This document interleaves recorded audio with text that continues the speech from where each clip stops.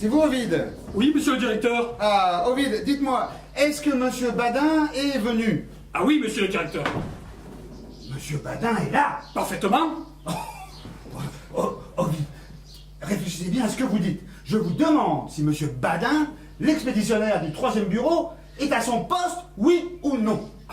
Monsieur le directeur, il y est. Oh, Ovide. Ovide, vous avez bu? Moi? Oh, allons! À vous la vérité, je ne vous dirai rien pour cette fois. Monsieur le directeur, je vous jure, j'ai juste un petit verre de coco. Alors ça, la présence de monsieur Badin au ministère constitue un tel phénomène, une telle anomalie. Oh, enfin bon, nous allons bien voir. Allez me charger monsieur Badin. Bien, monsieur le directeur. Monsieur Badin. Monsieur Badin. Monsieur le directeur. Monsieur Badin. Entrez, monsieur Badin, je vous en prie. Prenez un siège, je vous prie. Je suis confus. Oh, mais du tout, monsieur Badin. Dites-moi, voilà près de 15 jours que vous n'avez mis le pied à l'administration. Vous ne parlez pas. Oh, ben permettez, monsieur Badin, permettez. C'est justement pour vous en parler que je vous ai fait prier de passer à mon cabinet. Voilà, dis-je, près de 15 jours que vous n'avez mis les pieds à l'administration. Oui. Enfin, tenu informé de votre absence par votre chef de bureau, hein, et inquiet pour votre santé, j'ai fait envoyer 6 fois le médecin du ministère prendre chez vous de vos nouvelles. Et 6 fois on lui a répondu que vous étiez à la brasserie. Monsieur, on lui a menti. Mon concierge est un imposteur et je le ferai mettre à la porte par le propriétaire. Fort bien, monsieur Badin, fort bien, ne vous excitez pas ainsi. Monsieur le directeur, je vais vous expliquer. J'ai été retenu chez moi par des affaires de famille. J'ai perdu mon beau-frère. Encore. Mais ça, Oh, ça, monsieur Badin, est-ce que vous vous fichez de moi? Oh, mais enfin, mais monsieur Badin, à cette heure, vous avez perdu votre beau-frère. Oh, très bien. Comme déjà, il y a 3 semaines, vous aviez perdu votre tante. Comme vous aviez perdu le mois dernier votre oncle, hein, votre père à la Trinité, puis aussi votre mère à Pâques. Hein. Et sans préjudice, naturellement, monsieur Badin, de tous les cousins, cousines, hein, et autres parents éloignés que vous n'avez cessé de mettre en terre, hein, à raison d'au moins la semaine. Ah, ça, monsieur Badin, mais quel massacre! Un véritable massacre, une boucherie. Ah oui, hein, hein. Et je ne parle ici, monsieur Badin, notez bien, ni de la petite sœur qui se marie 2 fois l'an, ni de la grande qui accouche tous les 3 mois. Hein. Hein. Alors, et bien, monsieur Badin, en voilà assez. Et oui, en voilà assez. Alors que vous vous moquez du monde, soit, hein, mais enfin, il y a des limites à tout. Alors si vous pensez que l'administration vous donne, oui, que l'administration vous donne 2300 francs pour que vous passiez votre vie, hein, à enterrer les uns, à marier les autres, ou à tenir sur les fonds baptismaux, hein, ben, monsieur Badin, vous vous mettez le doigt dans l'œil. Voilà. Taisez-vous, hein, vous parlerez quand j'aurai fini. Ah, enfin, monsieur Badin, voilà les choses qu'elles sont. Hein, vous êtes ici 3 employés attachés à l'expédition. Oui, vous, monsieur Soupe et monsieur Ferbattu. Alors, monsieur Soupe, évidemment, monsieur Soupe en est dans sa 34e année de service. Et malheureusement, il n'y a plus rien à attendre de lui que les preuves de sa vaine bonne volonté. Ah oui, oui. Alors, quand c'est monsieur Ferbattu, c'est bien simple. Il place les huiles en province. Alors. Ah ben, non, mais c'est quand même inouï. Mais c'est quand même inouï de penser que sur 3 expéditionnaires, monsieur Badin, l'un soit gâteux, le second voyageur de commerce, et le 3e à l'enterrement du jour de l'an jusqu'à la Saint-Sylvestre, enfin. Oh, hein. Et naïvement, monsieur Badin, il s'est dit que les choses pouvaient continuer de ce train. Oh, voilà. Hein. Eh bien non, moi j'en suis là, moi, des enterrements, des mariages et des baptêmes. Hein. Alors maintenant, monsieur Badin, de 2 choses l'une. La présence ou la démission. Si c'est la démission, ah mais je l'accepte, monsieur Badin, je l'accepte, mais à l'instant même. Ah oui. Par contre, si c'est le contraire, alors vous me ferez le plaisir d'être à votre poste dès demain matin sur le coup de 10 heures. Hein. Voilà. Hein. Donc maintenant, choisissez. Hein, que les choses soient claires. Et j'ajouterai, monsieur Badin, que le jour où la fatalité, cette odieuse fatalité, hein, qui vous poursuit, qui semble vous persécuter, hein, qui se fait un jeu de vous persécuter, viendra à nouveau. vous frappez dans vos affections de famille, monsieur Badin. Je vous balancerai, moi. Je vous balancerai, est-ce que c'est clair? Oh, Hein? monsieur le directeur, à vous entendre, je vois bien que vous n'êtes pas content. Oh. Vous faites bien de la peine. Oh, mais du tout, monsieur Badin, au contraire. Je suis fort satisfait. Vous raillez. Oh, mais monsieur Badin, que je suis une âme si traîtresse, qu'un si lâche des saints. Si, monsieur, vous raillez. Vous êtes comme tous ces imbéciles qui se plaisent à me taper sur le ventre en m'appelant employé pour rire. Employé pour rire. Mais Dieu vous garde, monsieur le directeur, de vivre jamais un quart d'heure de ma vie d'employé pour rire. Mais pourquoi cela? Écoutez, monsieur le directeur, avez-vous jamais réfléchi au sort du pauvre fonctionnaire qui systématiquement, opiniâtrement, ne veut pas aller au bureau et que la peur d'être mis à la porte hante, martyrise d'un bout de la journée à l'autre? Eh bien, monsieur, c'est une chose épouvantable. Et c'est là ma vie, cependant. Alors, hein, tous les matins, je me lève, je me dis, va au bureau, Badin, voilà 8 jours que tu n'y allais. Alors, je prends mon manteau, je m'habille, je sors, je me dirige vers le ministère. Et puis, je rentre à la brasserie, je prends un boc, 2 bocs, 3 bocs. Puis je regarde marcher l'horloge en me disant, eh ben, quand elle marquera l'heure, je me rendrai à mon bureau. Puis quand elle a marqué l'heure, ben, j'attends qu'elle marque le quart. Et puis quand elle a marqué le quart, j'attends qu'elle marque la demi. Bien sûr, puis quand elle a marqué la demi, vous vous donnez le quart d'heure de grâce. Ouais, parfaitement. Après quoi, je me dis, il est trop tard, t'aurais l'air de te moquer du monde. Ce sera pour une autre fois. Quelle existence, mais quelle existence! Moi, qui avais un si bon sommeil, un si bon appétit, une si belle gaieté, j'ai plus de goût à rien. Tout ce que je mange me semble amer comme du ciel. Si je sors, je rase les murs, l'œil aux aguets, avec la peur de rencontrer un de mes chefs. Et si je rentre, c'est avec l'idée que je vais trouver chez le concierge mon arrêté de révocation. Ah, je vis sous la peur du renvoi, comme un patient sous le couperet. Oh, mais monsieur Badin, mais est-ce que vous parlez sérieusement? Oh, j'ai bien le cœur à la plaisanterie. Monsieur le directeur, réfléchissez donc. Les 3000 francs qu'on me donne ici, j'ai que ça pour vivre, moi. Que deviendrai-je le jour inévitable, hélas, où on ne me les donnera plus? Car je me fais aucune illusion. J'ai 55 ans, l'âge terrible où celui qui a laissé échapper son pain doit renoncer à l'espoir de le retrouver jamais. Aussi, et je me fais un sang, mais un sang. Monsieur le directeur, j'ai maigri de 20 livres depuis que je ne viens plus jamais au ministère. Regardez un peu mes mollets, si on dirait pas des bougies. Et si vous pouviez voir mes reins, des vrais reins de chat écarché, j'ai changé. Écoutez, monsieur le directeur, nous sommes entre hommes et je peux bien vous dire cela. Ce matin, j'ai eu la curiosité de regarder mon derrière dans la glace. Et là, j'en suis encore retourné. Mais quel spectacle! Un pauvre petit derrière de rien du tout, gros à peine comme les topois. J'ai plus de fesses, elles ont fondu. Les angoisses continuent, naturellement, les affres. Et avec ça, je tousse la nuit, j'ai des transpirations.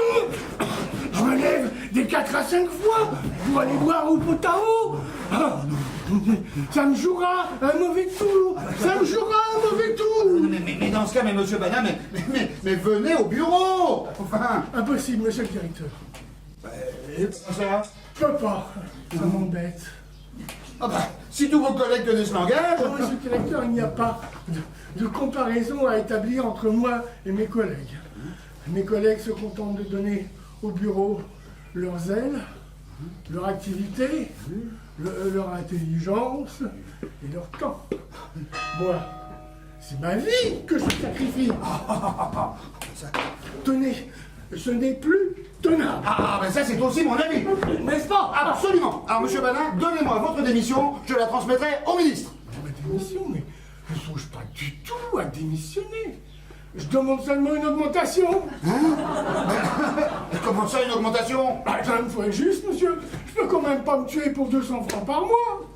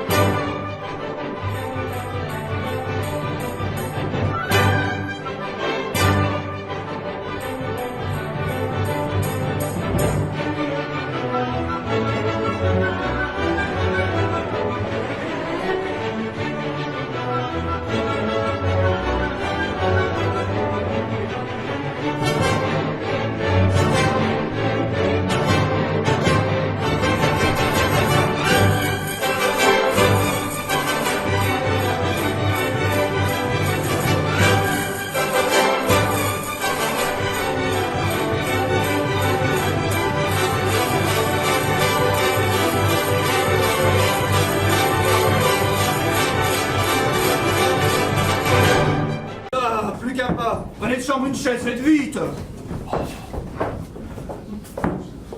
Madame est souffrante. C'est rien. Un accident de voiture. Madame a été renversée. Versé seulement. Mais où ça donc? Ah, au bois, par la voiture qui la promenait. Madame n'est pas blessée ou... Non, non. Dois-je courir chez le docteur? Inutile. Cependant, Mais rien, vous dis-je. Je n'ai rien, je vous jure que je n'ai rien. J'ai les nerfs malades, voilà tout.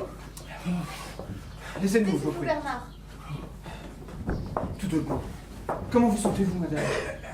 Mais tout à fait bien. Oh, prenez garde. Les gros mensonges vont mal aux jeunes bouches. Que de mal je vous ai donné. À moi, mais c'est pour rire, je pense. Rire, mais je n'ai guère de cœur à rire. Pourquoi? Pour rien, je me comprends. Recevez tous mes remerciements et reprenez votre liberté. Vous me chassez. Pouvez-vous le croire, mais je ne vous chasse pas, je vous renvoie. Car à la fin, je serai indiscrète et on n'abuse pas à ce point de la courtoisie d'un galant. Oh, en vérité, voilà qui tranche bien la question. Mais Vous dites des enfantillages, vous êtes encore toutes bouleversées. Je ne vous laisserai pas ainsi, sans une main pour tenir la vôtre, sans un bras pour vous y endormir. Vous avez besoin de repos. c'est un enfant, tenez-vous. Si bien. Vous allez me fâcher, prenez garde. Madame. Soyez sage et ayez la complaisance de sonner pour avoir du thé. Du thé, bien sûr. Je vais venir dans un état.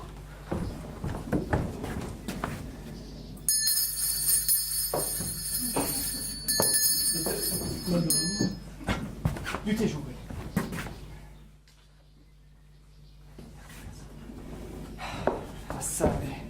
Ah ça, mais voilà une aventure où je ne suis qu'un sot et le diable s'en mêlera si je n'en sors pas paré des lauriers de la victoire.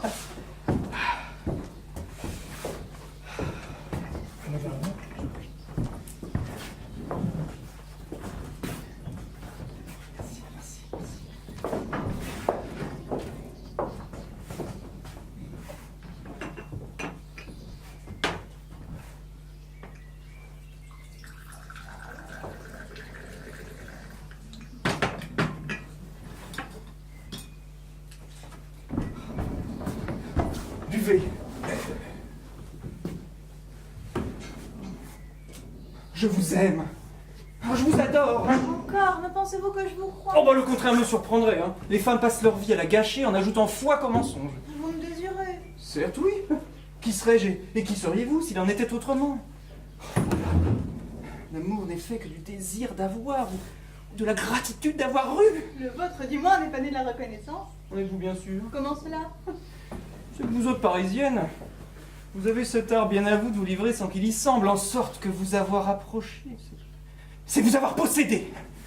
Madame, je vous ai eu et je vous en aime, je vous le jure. Car j'aime. Quoi, vous pleurez? Non, quoi, parlez-moi, je vous ai fait de la peine? Mais vous savez bien que non.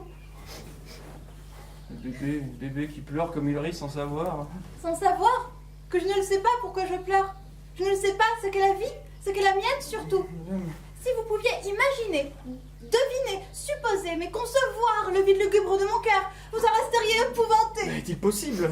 Toute seule dans la vie, mon Dieu, mais sans un espoir. Mais si. Mais sans une affection. Et la mienne? Je suis mariée. Oh, ne vous occupez pas de ça, ce n'est rien. La vie est bête et cruelle.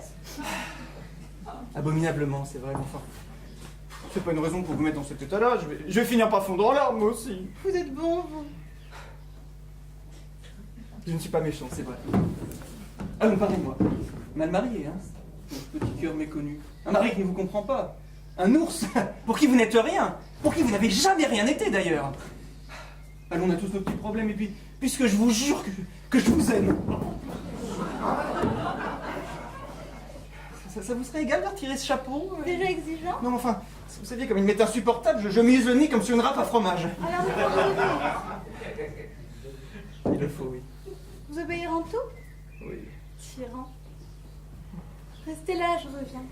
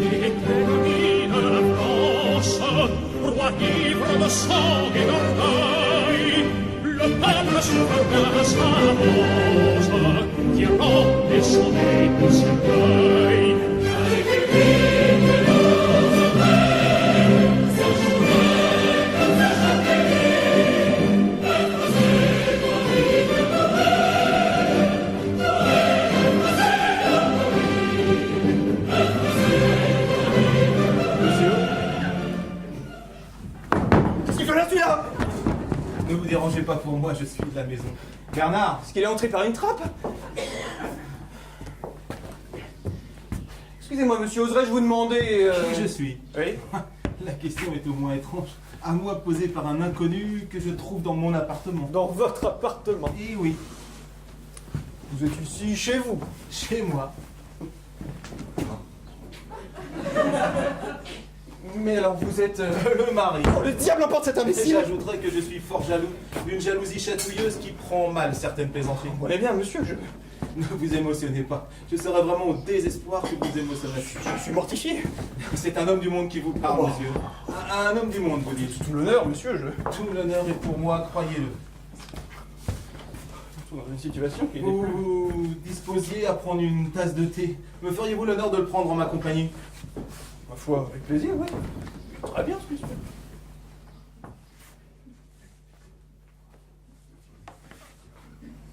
Asseyez-vous donc et contez-moi à quelles circonstances aussi fortunées qu'imprévues je dois l'avantage de votre visite.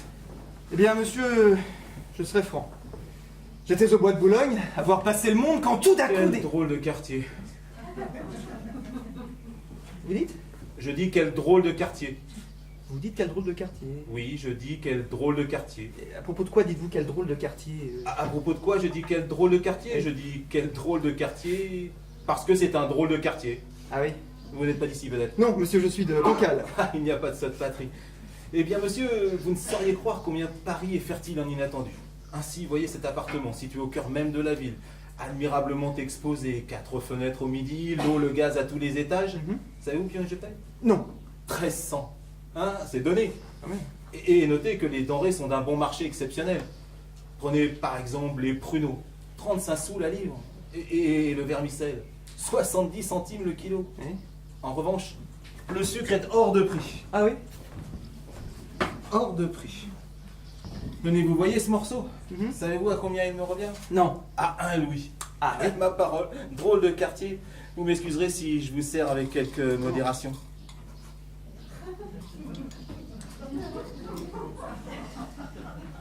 Mais continuez de grâce. Votre récit est du plus puissant intérêt. Bien, j'accourus, et ce que je vis, monsieur, par terre, oui, par terre, au bas d'une voiture versée, gisait, éperdu et braillant, un inexprimable fouillis de lingerie fanfreluchée et de mousseline diaphane. Oh, et de ces blancheurs délicates jaillissaient 2 fines jambes noires les plus adorables du monde. Ah, monsieur, le bas noir et la cigarette, voilà bien les 2 seules choses neuves que l'homme ait inventées depuis Durand. l'Antiquité. Oui, merci. Enfin voilà, j'accourus, m'approchai de cette dame. Merci. Je suis nombré. Un petit peu. J'ai couru C'est et... inexplicable. Plaît-il? C'est inexplicable. Vous dites c'est inexplicable. Oui, je dis c'est inexplicable. À propos de quoi dites-vous que c'est inexplicable? Pourquoi je dis c'est inexplicable? Je dis c'est inexplicable parce que c'est inexplicable. Mais quoi? Le prix du rhum dans le quartier. Ah oui. C'est à n'y pas croire. Voici du rhum, on peut dire qu'il n'est ni bon ni mauvais, du rhum d'épicier, ça se laisse boire. Savez-vous combien je le paie? Non. 25 louis la bouteille, pas un sou de plus, pas un sou de moins. Hein? On n'a pas idée de ça à Cancale. C'est sûr. Drôle de quartier. Vous m'excuserez donc si je vous sers avec quelques modération. Bien sûr. Vous disiez? Bref, ayant constaté que cette jeune femme avait été quitte pour la peur, je lui offrais mon bras et l'accompagnai dans cet appartement. Qui est le mien? Oui, et ma surprise... Est excessive en vérité, car ces petites aventures sont fréquentes dans le courant de la vie fiévreuse qui nous emporte. Et vous êtes la 7e personne à laquelle pareille chose arrive depuis le commencement de la semaine. 7e personne, mais nous ne sommes qu'au mercredi. Ça ne fait rien, nous avons un cocher exceptionnel. Croyez-vous qu'il verse ma femme jusqu'à 2 à 3 fois par jour? Drôle de cocher. Oui, et drôle de ménage. Ah, parce que? Parce que je comprends mieux pourquoi le rhum et le sucre sont si chers dans ce quartier. C'est un coupe-gorge, parbleu, c'est le chantage au flagrant délit. Chantage, coupe-gorge, la douleur vous égare, jeune homme. Est-ce que j'ai l'air d'un assassin? Voici bien la jeunesse d'aujourd'hui. Je suis, je vous le rappelle, un homme du meilleur monde. Ah, vous auriez pu tomber sur un mari vulgaire ou brutal qui, vous trouvant auprès de sa femme, chez lui, eût pu, comme c'était son droit, aller prévenir le commissaire ou vous rouer de coups et vous jeter à la rue. Au lieu de ça, vous tombez sur un homme délicat qui s'en remet presque à votre discrétion, qui ne sucre pas trop votre thé, qui ne verse pas toute la bouteille de rhum. Et vous vous plaignez? Mais vous êtes un ingrat. Ah, il suffit. Voilà 10 louis, vous êtes le dernier des drôles. Parole de trop. Vous dites? Je vous dis que depuis un quart d'heure, je pardonne à votre jeunesse l'incorrection de votre attitude dans une maison où vous vous présentez pour la première fois. Mais enfin, le moment est venu, ma dignité. Oui, en jeu. bon. Plus un mot. Vous trouverez bon que je ne nous retienne pas à dîner. Bernard, apportez à monsieur son chapeau et son par-dessus. Montrez-lui par où l'on sort. S'il revient pour me voir, vous lui direz que je suis souffrant. Je n'y serai jamais pour lui. J'ai vu des gens avoir du culot, hein, mais dans ces proportions-là, jamais.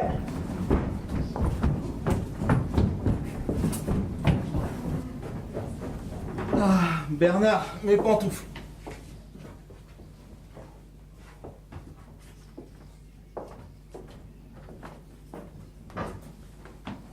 Merci.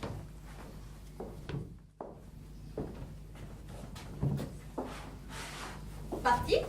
Parti. Combien? 10 louis. Non, ce n'est pas le verrou. Oh, tu es bonne, toi, c'est pas de ton à dédaigner. Ah, quel froid, hein. C'est des gros dessous en bon temps pour le coin du feu. Oui, nous en saurons quelque chose. Ah, la conscience du devoir accompli et un bon cigare par là-dessus. Voilà tout ce que le juste demande.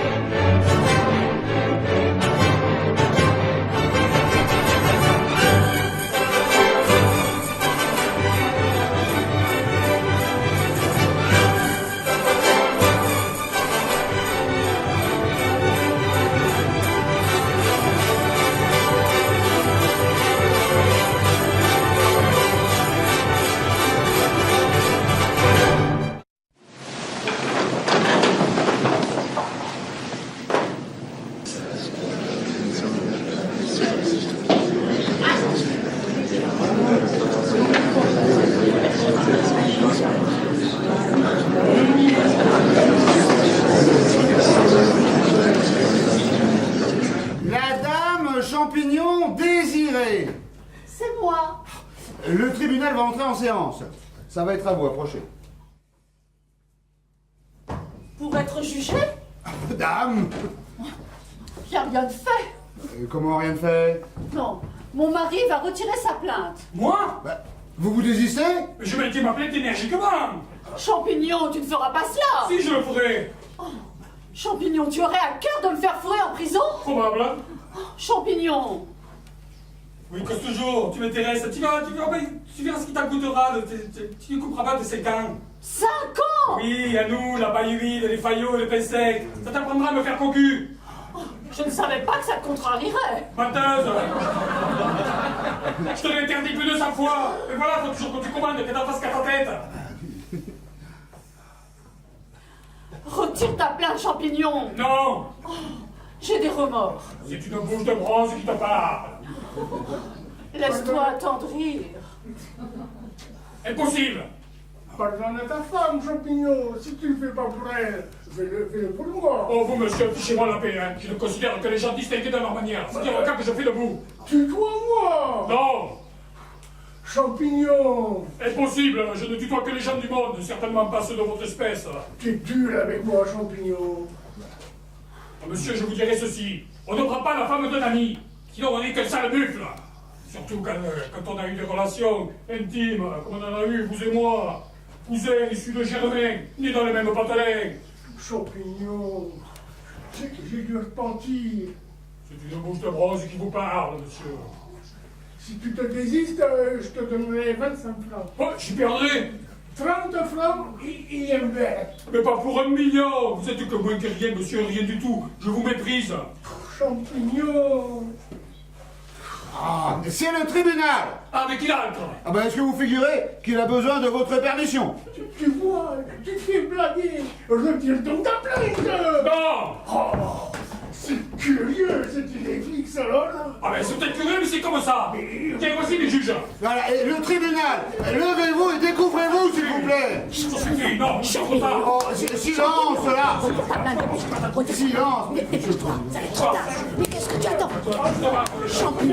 Champignon, retire ta plainte immédiatement. Non, mais c'est pas dingue ça. Mais dépêche-toi. Silence!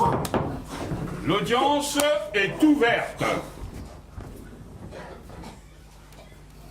Monsieur le Président, je m'en remets à votre jugement arbitraire. Qu'est-ce que vous demandez? Je demande 5 ans pour ma femme et 20 ans de travaux forcés pour mon cousin. Oui, eh bien, laissez-nous tranquilles. Vous interviendrez quand on vous questionnera. Huissier, faites rentrer les témoins, s'il vous plaît. Alors, c'est affaire Champignon contre Champignon Désiré et contre Canuche, Théodore. Adultère et complicité. Champignon, 16 ans. la dame Champignon C'est moi-même. et Canuche, Théodore. Pour vous servir. Bon, approchez, Champignon.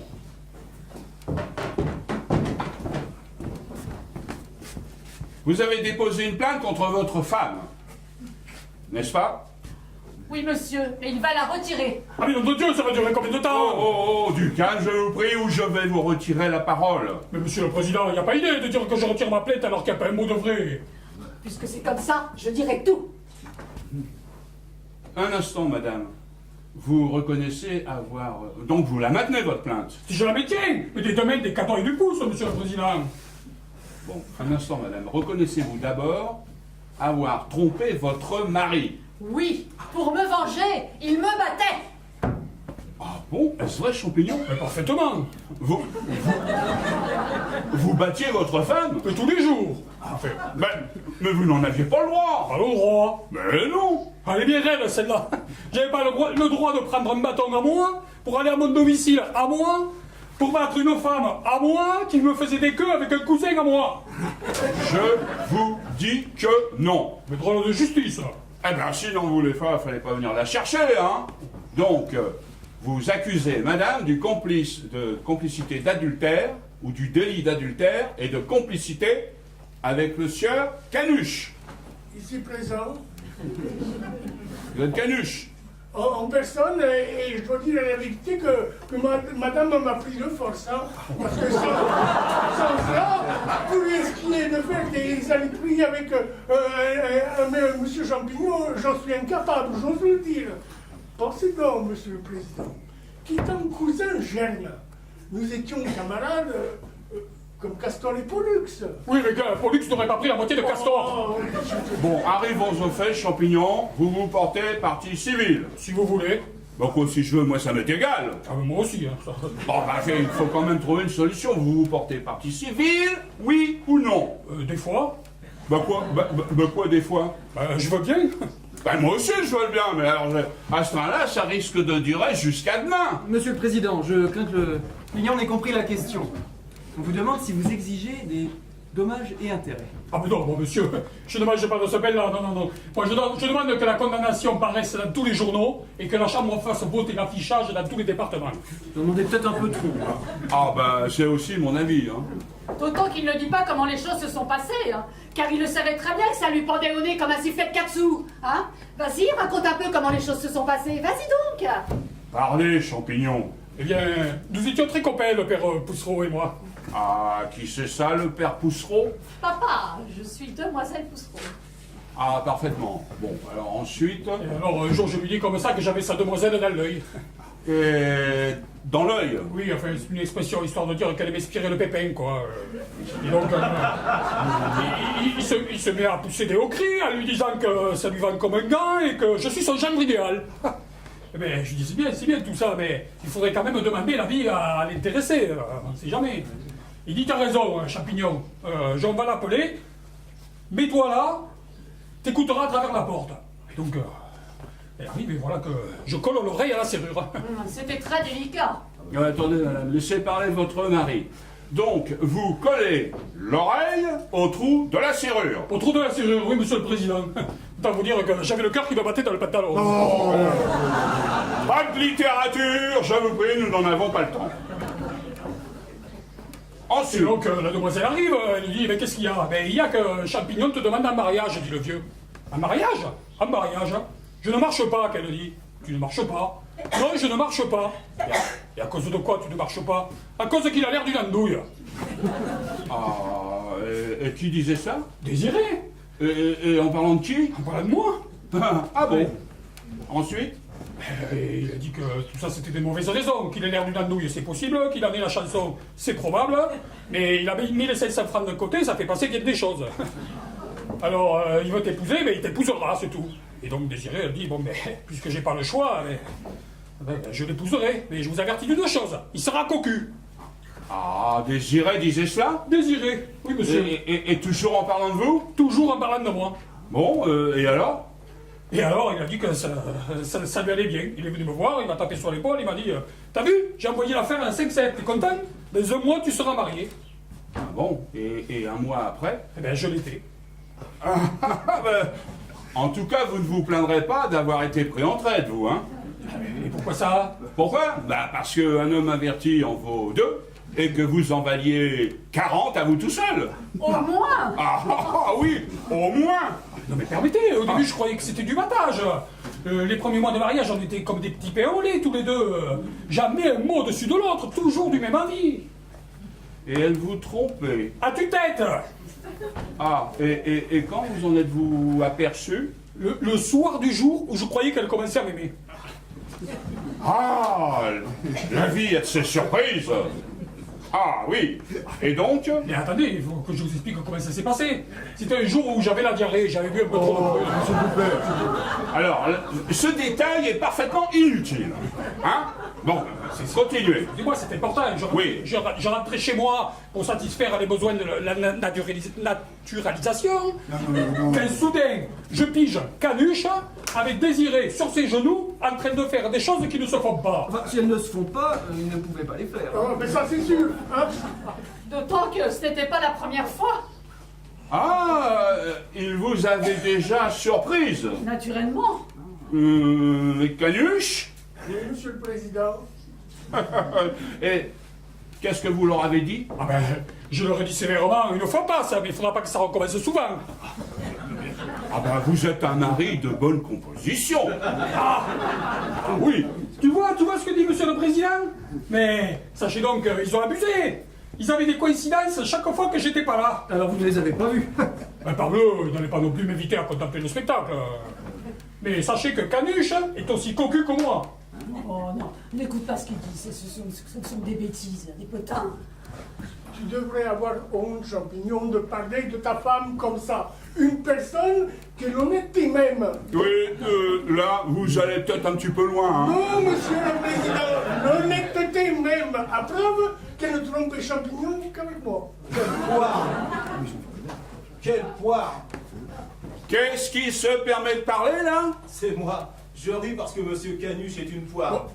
Oui, eh bien, on ne vous demande pas votre appréciation, monsieur. Asseyez-vous et taisez-vous. Ah bah je veux bien m'asseoir et me taire, mais quand elle est une poire, Canuche est une poire. Les coquins me font toujours rire. Oui, oh, à la fin, allez-vous vous taire, oui ou non? Oh! Bon, je vous en prie, Champignon, continuez. Et donc, l'affaire était si sérieuse que chaque fois que je rentrais chez moi, je trouvais des hommes partout. Dans l'armoire, dans les placards, dans les lieux. Si vous croyez que c'était marrant. Non, puis en plus de ça, j'avais la trouille. Il me foutait des volets par-dessus le marché. Non, j'ai perdu patience. J'ai dit que Canuche allait prendre pour lui et pour les autres. Ah, femme Champignon, avez-vous des explications à fournir? Ayez donc seulement l'obligeance de demander à monsieur ce que je lui ai dit le soir même de notre noce. Vous avez entendu la question? Ce qu'elle m'a dit ce soir-là? Oui? Elle m'a dit... Finissez, Ernest! Oh, mais non, voyons, avance là. Je vous ai dit, si vous me faites des canailleries avec une autre, je vous rendrai du pareil au même. Je vous ai rendu du pareil au même. Oh! Vous aviez donc commencé, Champignon? Je me souviens pas. Oh. Et Madame Bézuche? Madame Bézuche? Oui, la femme de monsieur? Aucun souvenir. Oh. Monsieur le Président, nous avons fait citer Madame Bézuche au fin de déclarer qu'elle a été la maîtresse de la partie civile. Ma femme, Hortense, laissez-moi rire. Je regrette, monsieur, que les obligations professionnelles me contraignent à vous révéler ce détail. Vous voulez mon opinion? Vous êtes une poire. Vous tenez vraiment à l'audition de la dame Bézuche? Très certainement, dans l'intérêt de la défense, oui. Bien, maître. Appelez le témoin, huissier. Dame Bézuche, C'est ça? approchez-vous, madame. Ma femme, la maîtresse de cette brute, mais ces gens-là me feront mourir de rire. Bonjour, désolé. Tu vas bien, ma chérie? Oui, et toi? Tu vois. Oh, et ta mère? Toujours ce Maris. Oh, c'est contrariant. Ne m'en parle pas. Oh, Elle m'a chargé de mille choses, ma pour toi. oh, tu la remercieras. Je n'y manque Je regrette de vous interrompre, mais si vous pouviez m'informer, ce serait pas mal non plus. Hein. Tiens. Pardon. Vous serez prête, vous le direz. Je t'ai fait citer devant le tribunal pour que tu lui donnes tes tuyaux. N'est-ce pas que tu as été la maîtresse de mon mari? Non, Oh, silence. Mais... Réponds. non. Oh, vous dites peut-être. Allez, dis la vérité, ma mignonne. Eh bien, messieurs, c'est exact. J'ai été la maîtresse de Monsieur Champignon. Ah, vous voyez. Oh, merci, Hortense. Il n'y a pas de quoi. Mais ce n'est pas vrai, enfin! Ce n'est pas vrai. Non, ce n'est pas vrai. Allez-vous, à la fin, allez-vous vous taire, vous ou non? Et je ne supporterai pas qu'on dise de ma femme des choses contraires à son honneur. Ah, merci, Bézuche, n'est-ce pas que j'ai pas été l'amant de ta femme? Jamais de la vie. Vous attendez? Mais je suis désolé, à l'avouer. Mais rien du tout. Enfin, madame, Monsieur, vous avouez. je l'avoue. Ah, faites bien attention à la question que je vous pose. Avez-vous eu des relations avec le plaignant? Oui, monsieur. Bien, des relations amoureuses. Des relations amoureuses. Vous en êtes sûr? Oui. Je vous remercie. Eh bien, est-ce clair maintenant? Allons donc. Si elle dit ça, c'est qu'elle a des idées derrière la tête. Et pour ce qui est de m'avoir trompé, impossible. Mille regrets. Hein? Oui, oh, j'ai vu des gens avoir la confiance solide, mais pas à ce point-là, hein? Des bêtises. Si je vous dis que ma femme est incapable de me tromper, c'est que j'ai des raisons d'en être sûr. Et quelle raison, je vous prie? Les raisons que mon père est un ancien militaire qui a eu la médaille de sauvetage pour avoir repêché un noyé. Et puis vous voulez que je vous dise? Vous êtes aussi poire que monsieur, qui est aussi poire que Canuche. Oh. Vous êtes tous des poires. Voilà mon opinion. Tâchez de vous exprimer d'une façon plus convenable, monsieur, ou je vous fais mettre dehors. Une simple question, monsieur Bézuche. Est-ce qu'au mois d'octobre dernier, Madame Bézuche n'a pas disparu 8 jours du domicile conjugal? Si. Bien. Est-ce qu'au comble de l'inquiétude, le sieur Bézuche n'a pas prévenu la police de cette disparition extraordinaire? Si. Bien. Est-ce qu'à l'issue de multiples recherches, la police n'a pas fini par trouver un beau matin Madame Bézuge dans un hôtel meublé de la rue des Petits Carreaux, couchée dans le même lit que Champignon? Si. Eh bien, Mais à quoi? Est-ce que ça prouve ça? C'est un cas incurable. Vous me faites rire. Ma femme est une indépendante, voilà tout. Évidemment, elle a eu tort de ne pas rentrer pendant 8 jours. Et de là, cette malconduite. Et puis d'abord, mon père est un ancien militaire. Oui, La médaille de son père. pour avoir sauvé un noyé, vous l'avez déjà dit. Et je le répète. Oui, eh bien cela suffit. Maître, Je n'insiste pas. bon, vous pouvez vous retirer. Merci. Bien, rentrons. Au revoir. Merci, ma chérie. Il n'y a pas de quoi. Serviteur, allez, arrive ma fille, donne-moi le bras. Vrai, pas la peine d'avoir été une honnête femme toute sa vie. Quel sale gouvernement, bon Dieu. Je suis mon fils d'un brave militaire. Oui, oh, pour Dieu, vous l'avez déjà dit avec votre brave militaire. À ce compte-là, Henri IV aussi était un brave militaire. Et ça l'a pas empêché de... Ah, vous me feriez dire des bêtises, tiens. Quel homme. Oh là là là là.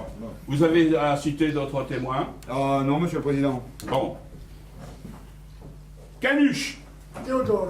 Bien. Vous reconnaissez avoir été le complice de la prévenue. Oh, par occasion, 2-3 fois, parce que balbouter la femme d'un parent, ça n'est pas le principe. Vos principes, je vous les achète, tenez 5 francs, rendez-moi 5 sous. Oh, pas de colloque, je vous prie. Madame le substitut, Oh, je m'en remets à la sagesse du tribunal. la parole est au défenseur. messieurs, je serai bref. J'allais vous le demander. L'homme surprenant, inattendu, fantastique, surnaturel. L'extraordinaire Sganarelle, en un mot, vous disiez en quittant cette audience que les cocus le faisaient toujours rire. Le cas que vous avez à juger ce soir n'est pas pour lui donner tort. Monsieur Champignon apparaît en effet comme le type achevé, comme la formule définitive du classique mari de comédie. Mais je proteste. Mettons, de vaudeville. Je n'accepte pas le mot. Je poursuis. L'adorable jeune femme que l'homme a le bonheur de posséder, bonheur inexpliqué, autant qu'il reste inexplicable, dire. Ah oui? Et pourquoi ça? Le tribunal me permettra, je l'espère, de masquer derrière un sourire mon embarras bien naturel à l'énoncé d'une question que le plaignant lui posait s'il avait pris le temps au préalable de se regarder dans la glace. Vous vous fichez de moi. Oh, il n'en est rien, messieurs, La cause est entendue. vous êtes acquittés, chère madame. Le tribunal. Le tribunal, après en avoir délibéré, attendu que Champignon a introduit une plainte en adultère contre sa femme et son cousin, attendu qu'il résulte clairement des débats, que le délit d'adultère a été consommé en violation de l'article du Code qui assure au mari, de la part de sa femme, fidélité et obéissance, que dès lors le bon droit de Champignon est acquis, que sa plainte est fondée et qu'il y a lieu de faire droit à sa juste réclamation. Ah, c'est qu'un pour elle, avait un pour lui. Silence. Mais attendu. À nous, la paille Oh, vide. écoutez, enfin. Attendu. Des faillots. Arrêtez. Oh, silence donc. Et le PC. Silence. Ça y est? Bien. Attendu, dis-je, que le flagrant délit, bien qu'avoué par les prévenus, n'a pas été constaté par le magistrat officiel connu sous le nom de commissaire, plus vulgairement appelé quart d'œil. Considérant que Champignon, mû par des instincts d'avarice que le tribunal ne saurait trop flétrir, a cru devoir passer outre aux us et coutumes établis et économiser 10 francs sous prétexte que son bon droit crevait les yeux d'évidence. Par ces motifs, déclare Champignon mal fondé en sa plainte, l'en débloute, acquitte Madame Champignon et le sieur Canuche, condamne Champignon aux dépens et fixe à 6 mois la durée de la contrainte par corps. L'audience est levée. Bravo. Fichez de moi. Bravo. Vous fichez de moi. Bravo.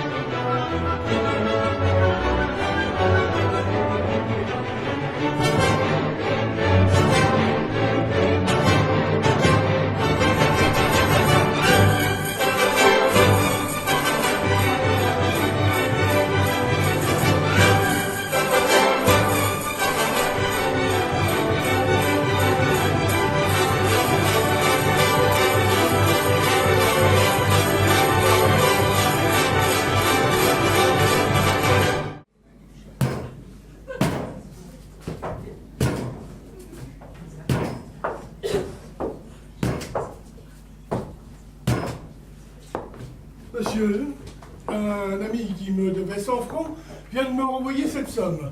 Il me l'a adressée par lettre chargée, à mon nom bien entendu, mais expédiée au ministère de l'Intérieur, où je suis comme principal. Le facteur chargé de me la remettre s'est présenté à mon bureau avant que j'y fusse arrivé Et il l'a renvoyé comme c'était son devoir. Parfaitement. Elle a donc fait retour à la poste. Et à cette heure, c'est moi qui l'ai. Ah, très bien. Vous voulez bien me la donner, s'il vous plaît? Je suis monsieur... Monsieur Labrige, Ah, vous ne me remettez pas? c'est-à-dire que... J'ai eu l'avantage autrefois de vous accompagner les vendredis soirs chez les Crotte-Mouillots. Chez les Crotte-Mouillots? Mais oui. Oh, ça... Mais... Est-ce que je ne vous devais pas 100 sous? C'est possible. Ah, si, je m'en souviens parfaitement. C'était un soir qui pleuvait, j'étais sorti sans argent, et je vous ai emprunté 100 sous pour prendre un fiacre. Ah, excusez-moi d'être encore votre débiteur. Mon Dieu, ce n'est rien. Non, si, vous savez ce que c'est. On se rencontre un jour qui pleut, on s'emprunte 100 sous. Après quoi, les années passent, on se perd de vue.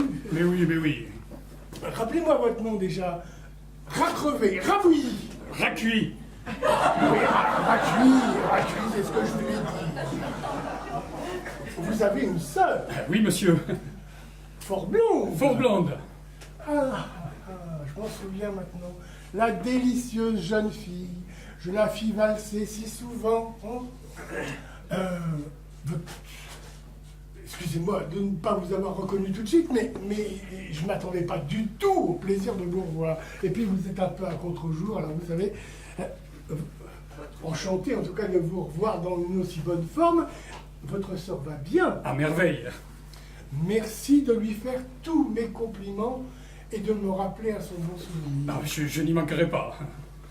Mille grâces. Enfin, vous avez donc une lettre chargée contenant 100 francs. Tout à fait, la voici.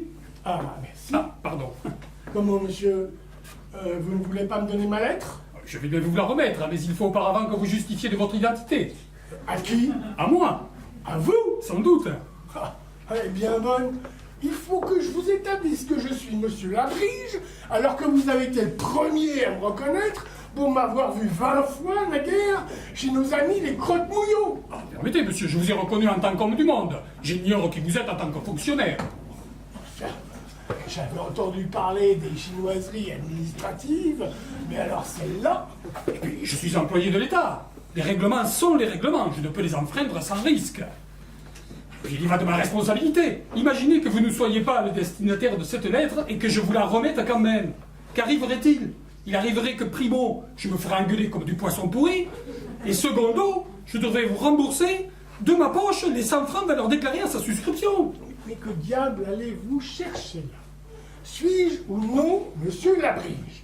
De votre propre aveu, le suis-je?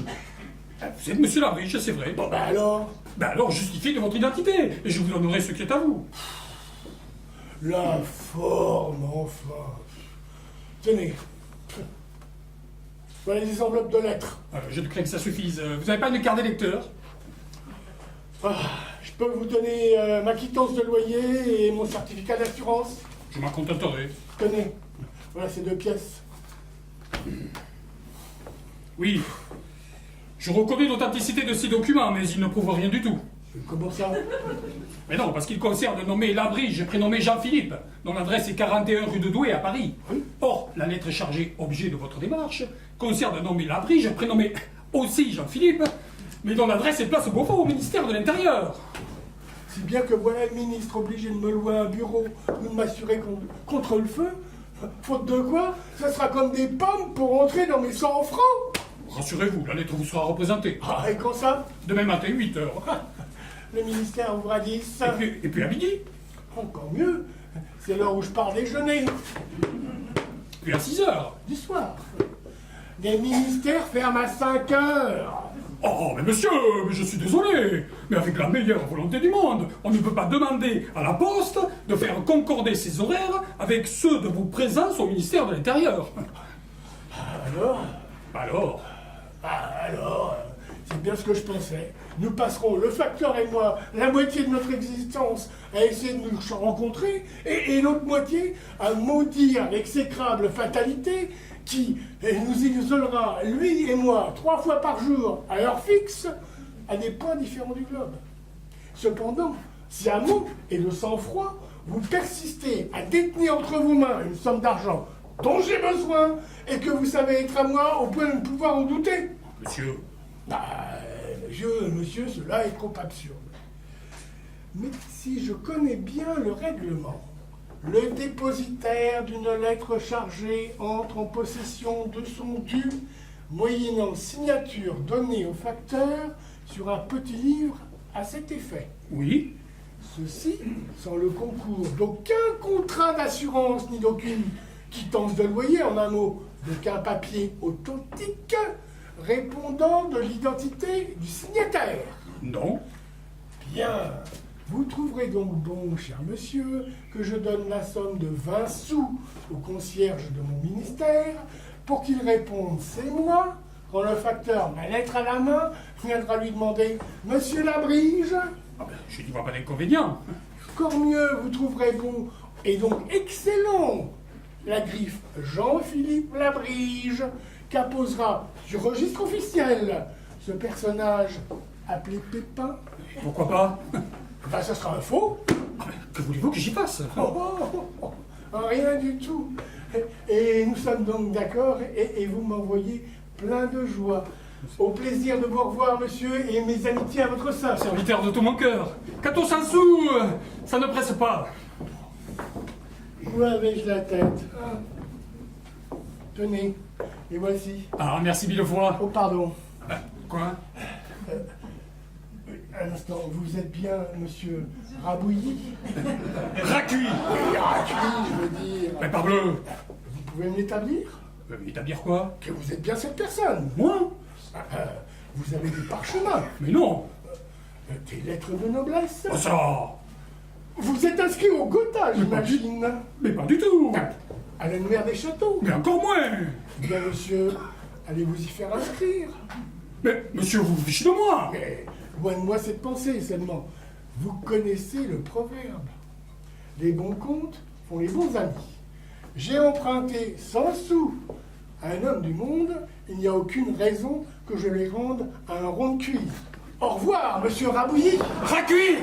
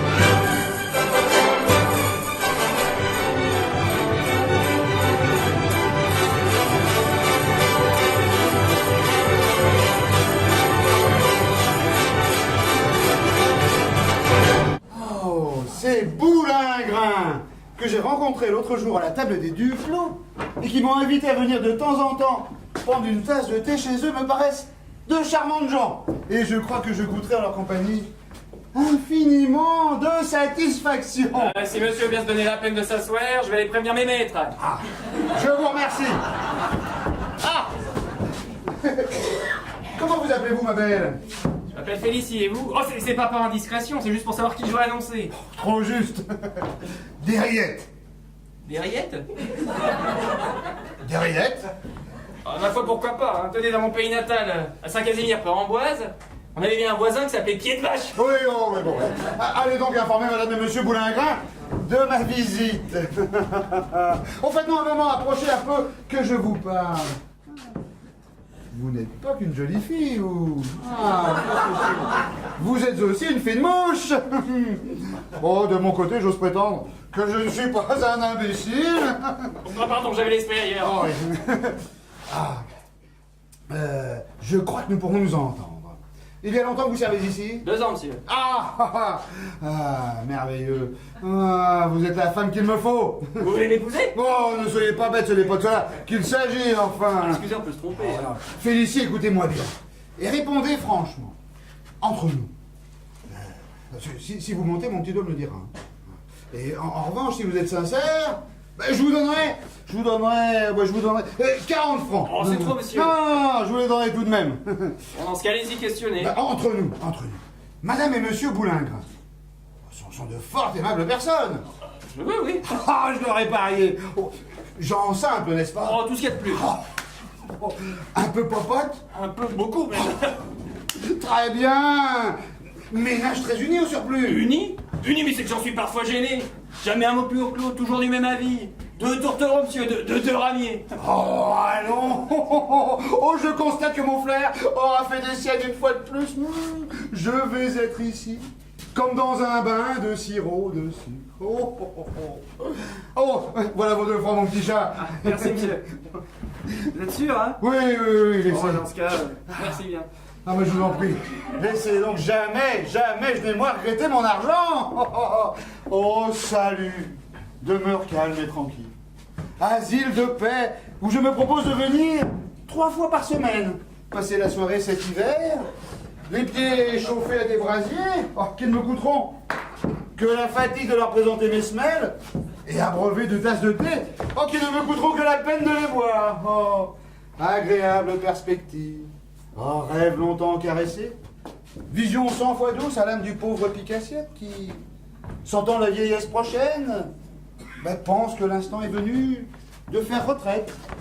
Et ne demande pas mieux que de la faire à l'œil, et sous le toit hospitalier d'autrui.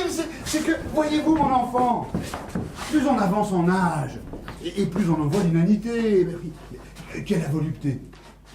Un vain mot. Quel plaisir. Une apparence. Alors vous me direz que pour un vieux célibataire, la vie de café a bien ses charmes, évidemment, mais que d'inconvénients. À la longue, ça devient monotone, onéreux, puis il arrive un âge aussi. Qu'est-ce qu'il y a? J'ai oublié de fermer le robinet de la fontaine. Ça doit être du propre. Je file, je vous annonce en y allant.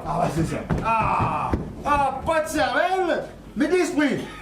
Cette petite ne me déplaît pas. L'appartement non plus d'ailleurs. Ameublement bourgeois, mais confortable. Bourrelet aux fenêtres, et sous les portes. La cheminée ronfle comme un sonneur et tire comme un maître d'armes. Oui, mais regardez ce ressort. Des rillettes, mon petit lapin. Tu vas être ici, comme dans un bain de sirop de sucre. Je te fais bien mes compliments. Du bruit. Ce sont sans doute Madame et Monsieur Boulingrin. Madame et Monsieur Boulingrin. Et bonjour, Monsieur Derrière. Je suis bien votre serviteur. C'est fort aimable à vous d'être venu nous voir. Vous tombez à propos. Comme pareil ou carré? J'en suis bien aise. Dites-moi, Monsieur Lérière. Madame. Pardon. Moi d'abord. Non, moi. Non. Non. Non, que dis-je? Mon mari ne dit que des bêtises. Que des bêtises. Tu vas voir un peu si je vais pas t'apprendre la politesse avec une bonne paire de claques. Espèce de guape. Voyou. Comment t'as dit ça? Comment as-tu dit ça? J'ai dit voyou. Tonnerre. Et puis tu embêtes monsieur, veux-tu bien le lâcher tout de suite? Mais lâche-le toi-même. Non, toi. Non.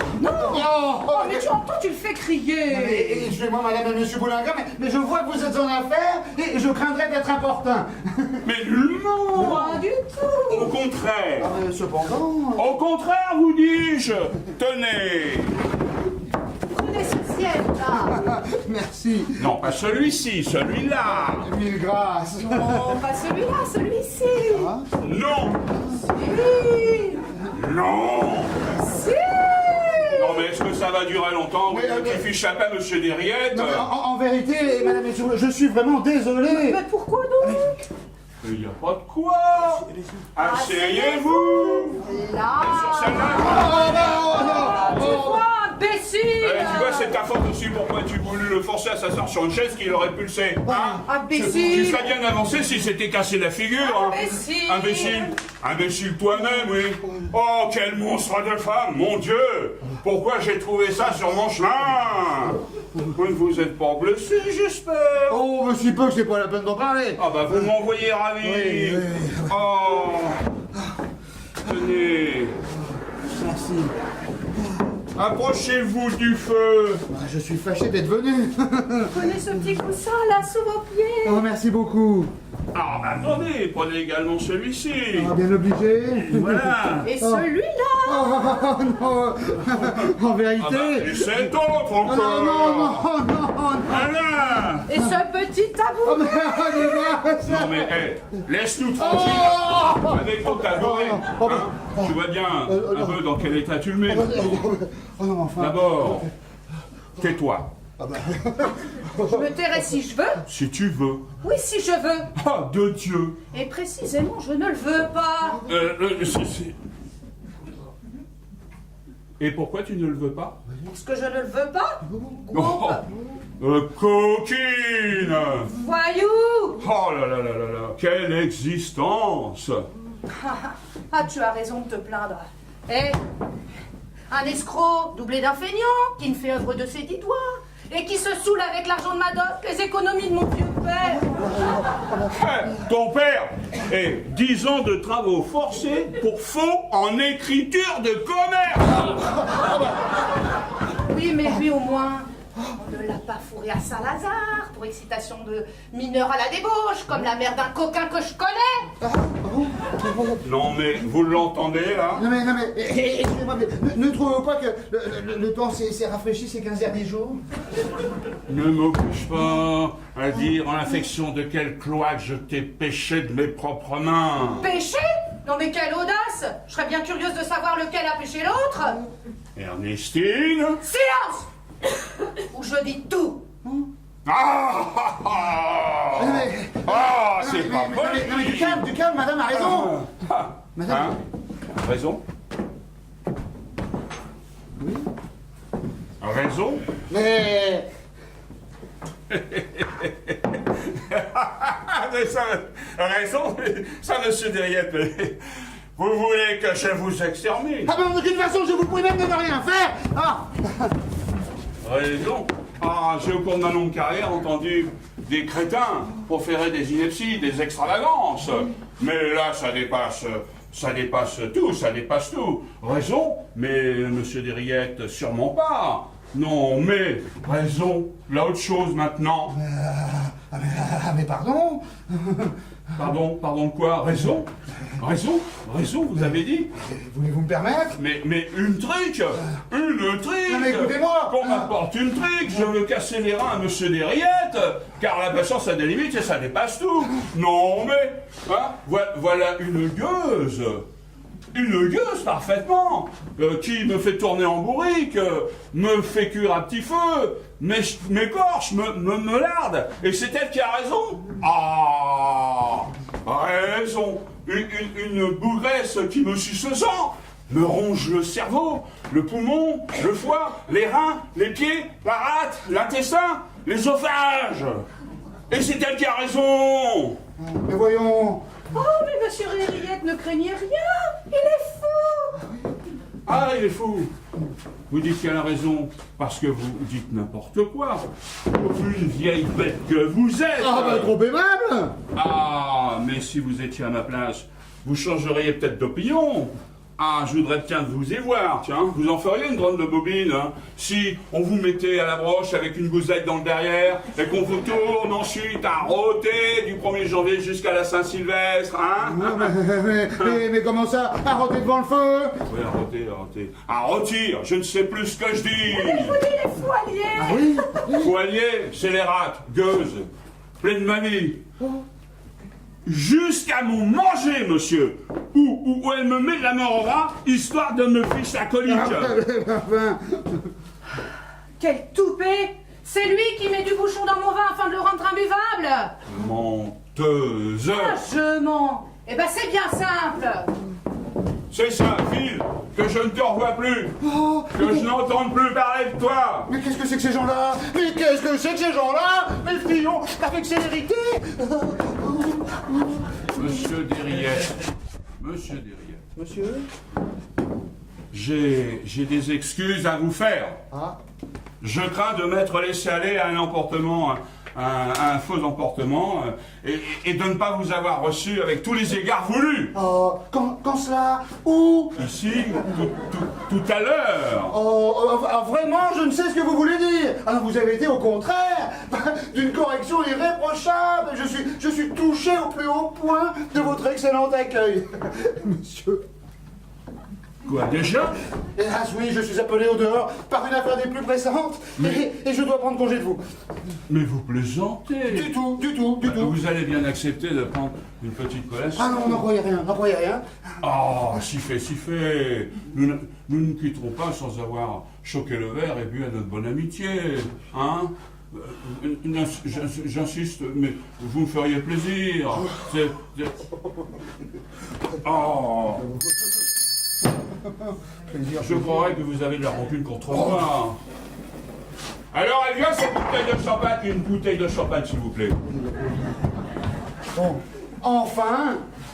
Bon, ben voilà. Ouais, écoutez, monsieur Monsieur Boulingrin, j'accepte votre invitation mais pour ne pas vous désobliger. Hein, mais en aucun cas, je ne veux être mêlé à vos dissensions intestines, hein, qui sont sans intérêt pour moi, et me mettre dans des positions fausses. Hein.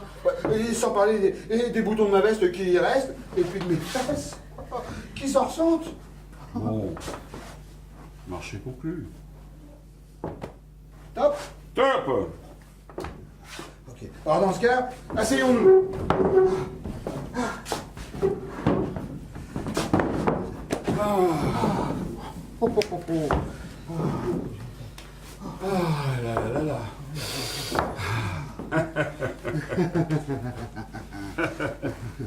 Ah, monsieur Desriettes, je crois que nous allons faire tous les deux une sacrée paire d'amis. C'est aussi mon avis. Vous m'êtes fort sympathique. Je vous le dis comme je le pense. Hein. Bon, sans doute j'apprécie vivement l'agrément de votre causerie, pleine d'aperçus ingénieux, fidèle en piquantes anecdotes, et mots à l'emporte-pièce, hein. Mais il y a une chose surtout que j'admire en vous, que j'aime par-dessus tout. Voyez-vous, c'est ce parfum de franchise, de droiture, qui émane de votre personne. Gageons que la sincérité est une de vos vertus dominantes. Oh mais, forcez d'en convenir. À merveille. Eh bien, je vous propose de l'éprouver sur l'heure, tiens. Donnez-moi votre parole d'honneur de répondre sans embâge, sans détour, et sans faux fuyant, à la question que je vais vous poser. Je vous la donne. Fort bien. Comme ça, là, tout bon, le cœur sur la main. Croyez-vous que depuis la naissance du monde, on ne vit jamais rien de comparable, comme ignominie, comme horreur, comme infamie, comme absurdité à la figure de ma femme? Oh, ça commence. Ah, vous en convenez? Permettez. Et encore, si ce n'était que sa figure. Mais il y a pire, monsieur. Il y a sa bonté d'âme sans limite, ce côté un peu méphistophélique, son état d'âme, sa mauvaise foi, son nom. Un détail comme ça pris dans le tas. Nous faisons lit commun, n'est-ce pas? Et que diable? Laissez-moi parler, sapristi. Je vous parlerai après. Donc nous faisons lit commun. Moi, je couche au bord et elle dans le fond. Elle n'aime pas ça du tout, hein, ça l'embête. Bon, très bien. Eh bien, qu'est-ce qu'elle fait toute la nuit? Je prends des coups de pied dans les jambes. Comme ça. Hein, quelle sale bête, hein. Enfin. Et alors, elle me tire les cheveux, comme cela. Ah, vous croyez que c'est agréable, hein? Oh, et encore, mieux. Le matin, sous prétexte de s'éveiller, je prends des gifles en pleine figure, sous prétexte qu'elle s'étire. Vous voyez, comme ça.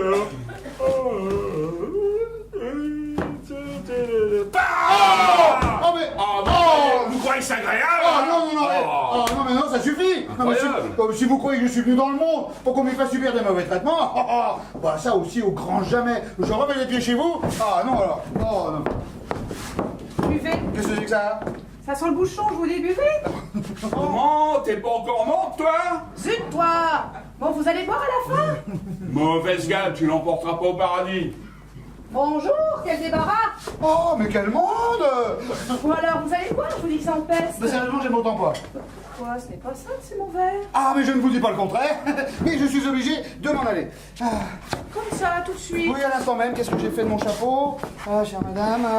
Monsieur Derriette, Oui, madame. est-ce que vous voudriez me rendre un grand service? Très volontiers. Enlevez-moi. Vous dites? J'ai dit, Oh, enlevez-moi. mais ça c'est le bouquet, mais vous voulez que je vous enlève? Je vous Ah, enlève. mais non! Ah, mais enlevez-vous! Mais pourquoi? Mais je ne peux pas! Mais pourquoi Eh, donc? parce que j'ai un vieux collège, ça me ferait voir des histoires, mais relevez-vous! Oh, non, mais... Vous refusez. Mais mon grand regret, mais enfin, mais soyez raisonnable! Oh, Vous refusez. mais puisque je vous dis que j'ai un vieux collège, ça me ferait avoir des histoires, enfin... Eh bien, je vous préviens d'une chose. C'est que vous allez être la cause d'un grand malheur. Moi?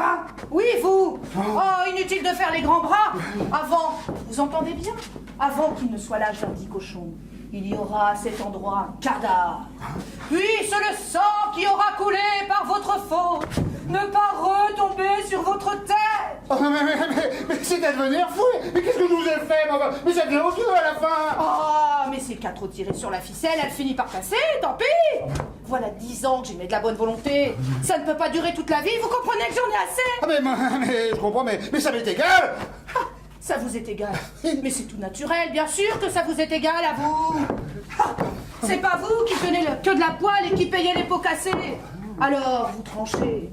La question avec le désintéressement d'un bon gros diable de pourceau confie l'égoïsme. Ah, un trop commode. Mais c'est probable que vous changeriez de langage si vous étiez comme moi, livré à la fureur d'une brute sanguinaire, pieds et poings liés, traité en esclave, et qui vous battrait comme un tapis.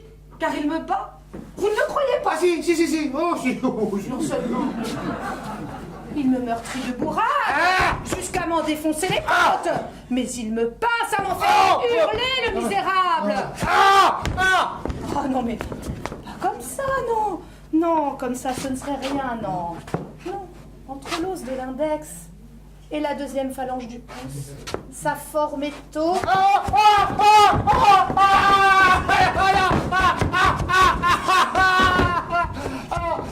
Mais qu'est-ce Goûtez, que c'est que ça encore?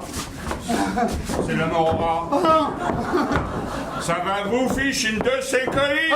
je m'en rapporte à vous! Chanaille, j'en aurais donc pas le démenti. Buvez. Non! Mais goûtez ça. Buvez, je vous dis que ça pèse. Ah, mais je vous jure que c'est du poison. Mais quelle bête. Mais c'est curieux cette oxydation, puisque je vous dis que vous allez en crever. Bon, quand est-ce que tu as fini de me gaver, monsieur Derriette? Tu me prends pour une volaille? Oh, et toi tu le prends pour une éponge? Peste. Gueuse. Choléra. Oh, toi-même choléra, et puis tiens, Oh, bah... Goujat, ignoble personnage. Tiens. Mais enfin! Mais croyez bien que c'est ça l'avoir fait exprès. Et là-dessus, il faut qu'on en finisse. Tu vas mourir.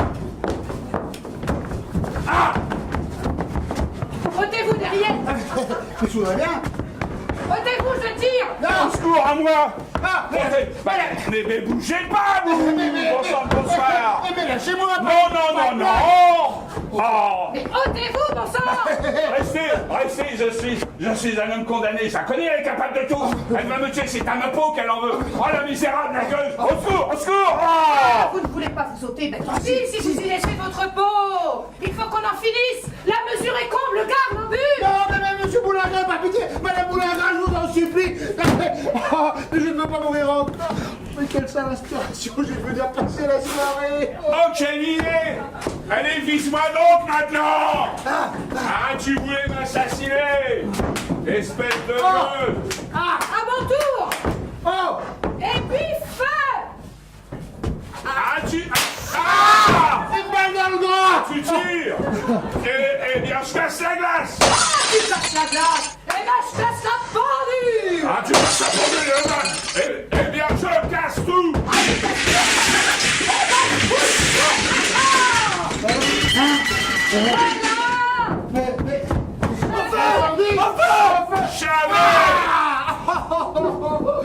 Chanel!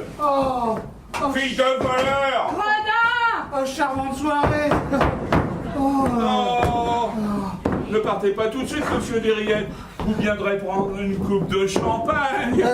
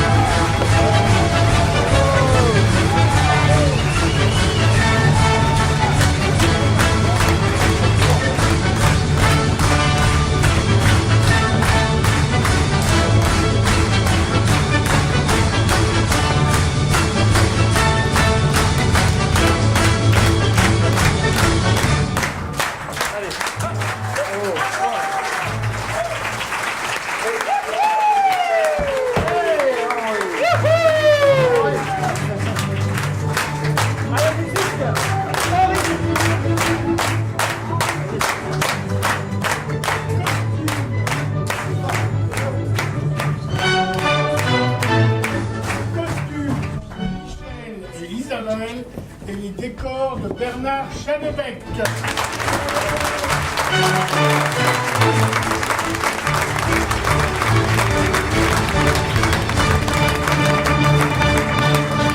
La mise en scène de Nathalie Newman.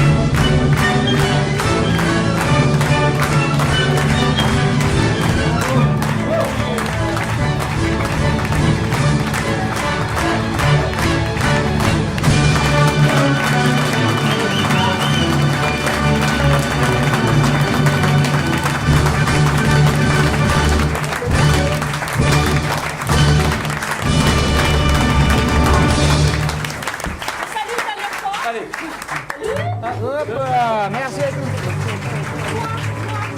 Encore une fois. Et on y va. Merci.